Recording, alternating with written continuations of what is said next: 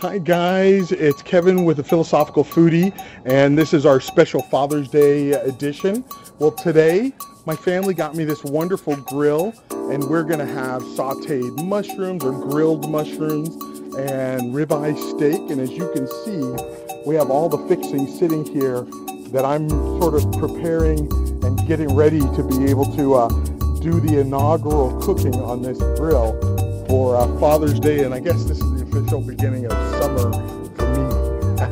And so we'll take a look as I start cooking. I'll also make sure to videotape all of the preparations and things like that. So if you want to do this, by all means, feel free. Right now, we are getting ready to have ribeye steak and sauteed mushrooms. And I'm going to show you everything before we actually prepare it. So as you can see, what I have here is I have 4 wonderful ribeye steaks, and I have salt and pepper here, some mushrooms and butter and garlic, a couple of containers to mix things in, and some heavy-duty aluminum foil to be able to cook on the grill. As you can see, I also have a spatula, tongs, and a spoon as I need. And this is the wonderful grill we'll be using today to make our Father's Day dinner. So hopefully you stay with me for all the preparations, and we'll see how things go. So the first thing we're going to do is we're going to prep the mushrooms and the steak. And how we're going to prep is I'm going to take this stick of butter you see here, and I'm going to have one of my kids take it into the microwave and melt it. Once it is melted, I would put the minced garlic in it, and then just kind of let it sit for a little bit, cool down, and then I'll go ahead and I'll throw all the mushrooms inside this and mix it really well. So that's our first step for the day.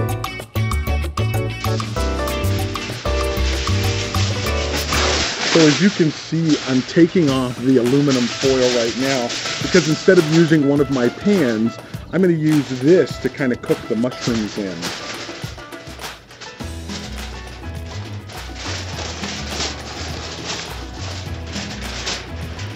So what I did was I pulled out about, about 4, maybe 3 feet of aluminum, and I'm going to fold it in half and make a makeshift pan or something to just put the mushrooms in and let them saute on the hot side of the grill.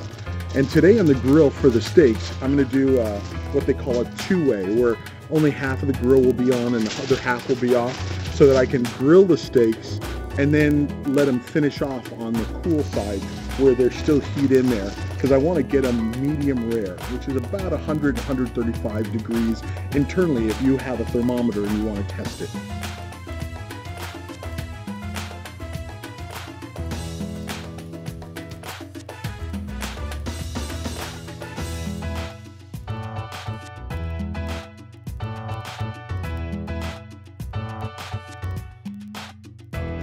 And so I double rolled this just so that I could kind of make sure it's thick enough as the heat will get under it, because I do want the mushrooms to saute at pretty high heat with that butter and garlic in there, with a little bit of salt and pepper as well. And just literally, once it goes on top of the grill, it'll stay on this until we're ready to pull it off and put it in a container.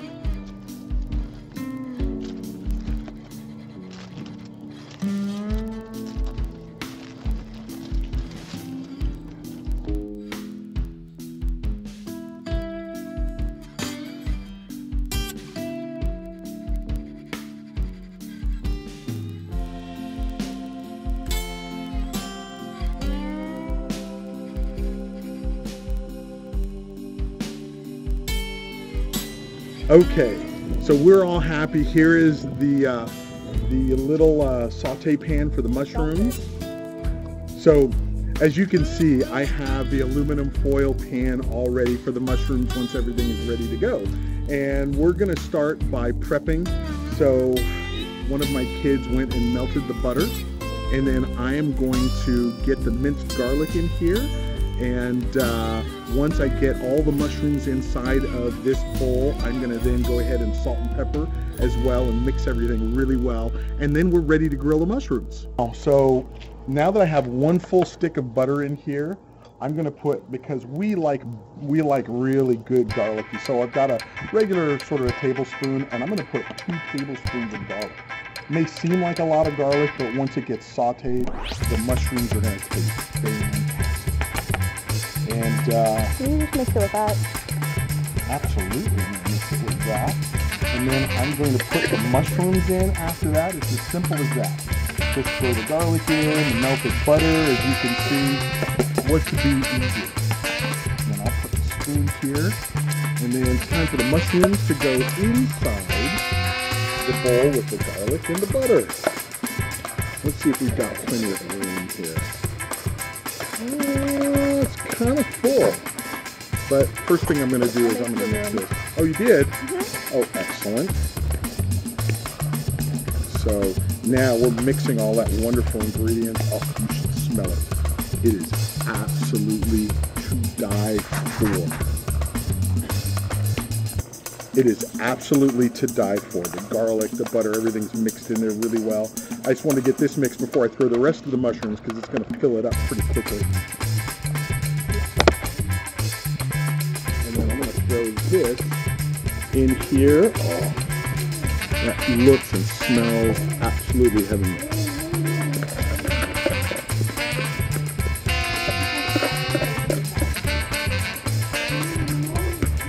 So if you hear something in the background, I don't know if I'll use this audio, but my son has a hose in his mouth and he's trying to talk.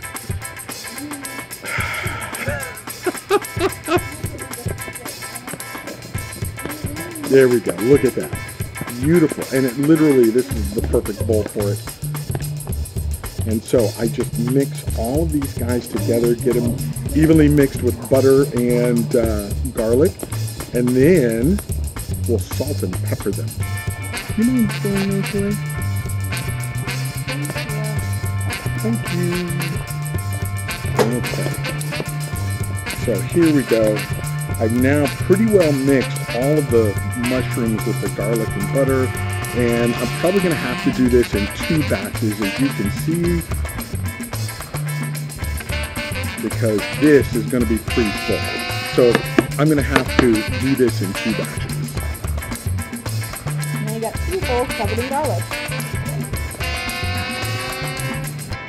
Why? Do you see that as a problem? Nope. I want to eat one with it covered in garlic, you know?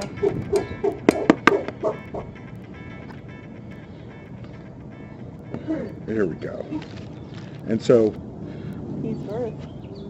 so this is ready to go. I'm going to grab some kosher salt.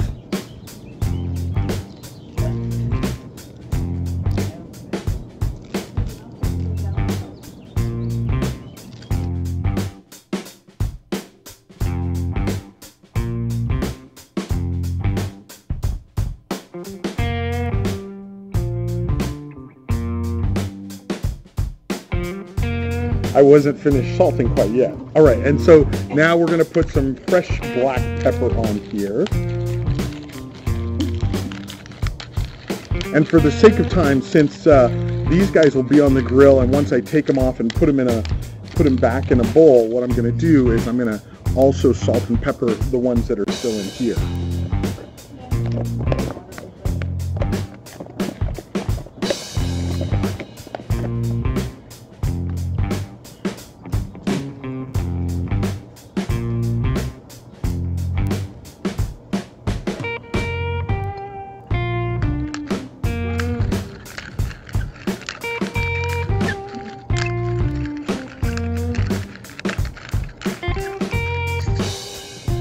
Alright, so we've got everything salted and peppered and mixed together. Same with these guys here. And we're ready for the steaks.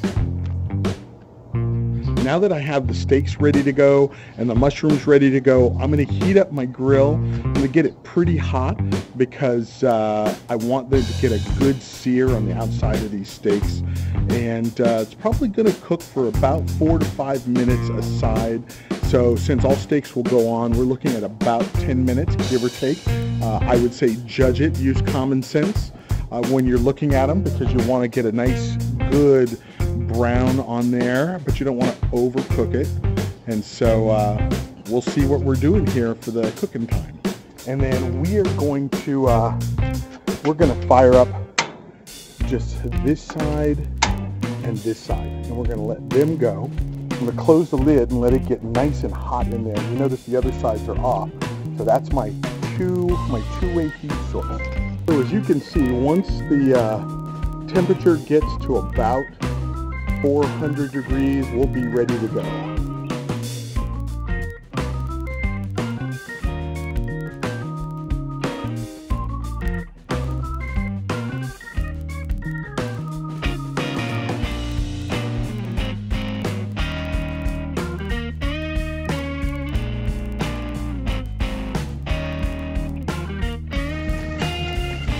Oh, I wish you could smell this, the garlic and the butter and these mushrooms just sort of sauteing and griddling in here.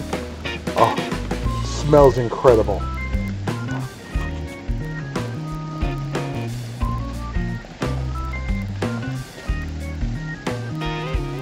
So while I'm cooking the mushrooms and getting ready to put the steaks on, there are a number of other things that you could do if you wanted to. On the grill, you could have asparagus, or you could put onions or tomatoes or green onions to serve on top of stuff. You could do corn. You could do a number of different things right on the griddle if you wanted to, or make this makeshift pan. What's nice is you can always throw it away once everything is done. Realize until since this is a brand new grill for me, is it's revealing the hot spots. Now you'll notice, you'll see the liquid in here that's happening under the mushrooms. Absolutely fantastic. Once they're starting to cook properly, even if you're sauteing them on the stove, the first thing they'll do, especially after salt and pepper and garlic and butter, is they will start releasing their liquid. And that liquid is great, but if you evaporate the liquid, you get this intense flavor that you can use a little bit later. But it's also great because I can see where the hot spots are. So I've already turned this over like 90 degrees so that I can kind of move the hot spots in different places. And I'm going to try and get it to where all of this is evaporated before I put the rest of the mushrooms on here. So these guys have been cooking for about 15 minutes, so that tells me that it's going to take about, you know, maybe 20 minutes to cook these at about 400 degrees. I have it on high. And it's interesting. I noticed that because I use that, I can see where the hot spots are. And this is going to help me when I'm cooking the steaks in just a little bit. Like right over in the corner here, right down here in this corner, obviously where the heat is. And so, and you'll notice all the liquid's starting to dry up now. We had a bunch of liquid in here, and liquid is great, like especially if you're going to serve it on steaks, things like that.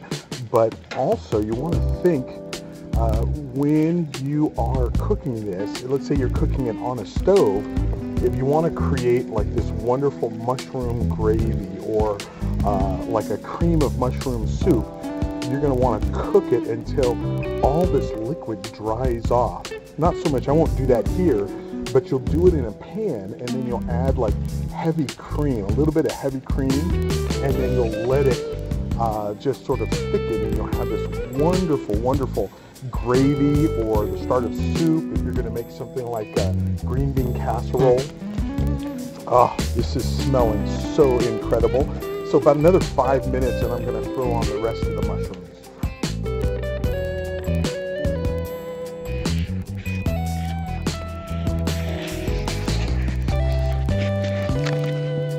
So I love cooking these, as I said. Notice I put them at an angle here because I will cook them for 2 to 2.5 minutes like this and then reverse them to this type of angle, so that I will have an opportunity to have a nice color and give them a chance to cook. And thanks to the aluminum foil, I know where the hot spots are. So these are going to cook for about 2 to 2.5 minutes. So you may notice that I'm using like a gardening glove because my tongs aren't really long. They were old and they got pretty much destroyed, so I threw them out and I haven't bought any new ones, but I like using these tongs. And so in order to use these tongs and not burn all the hair off my hands, I use gloves like this. I used to have an old welding glove that I would use to cook. So anyway, the steaks are on, and I'm gonna flip them in about a minute and a half or so. Well, it's been about 2 to 2.5 minutes, and I'm just gonna take this guy and I'm gonna change the direction on it so we get these wonderful little lines, and it will continue to cook. As you can see, oh, the smell is incredible. And as you can see, you get a nice grill on there, but I like having the cross grills on a lot of stuff, and it gives me a chance to kind of check the food real quickly to see what. There we go. Oh, it's just falling apart. It's so juicy.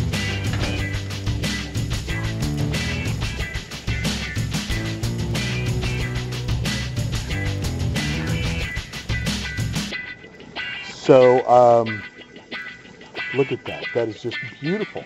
It's been about 5 minutes for these guys. And so I'm going to flip them all over now. Got a little bit of a fire back here because that one is so well marbled, the fat is just kind of...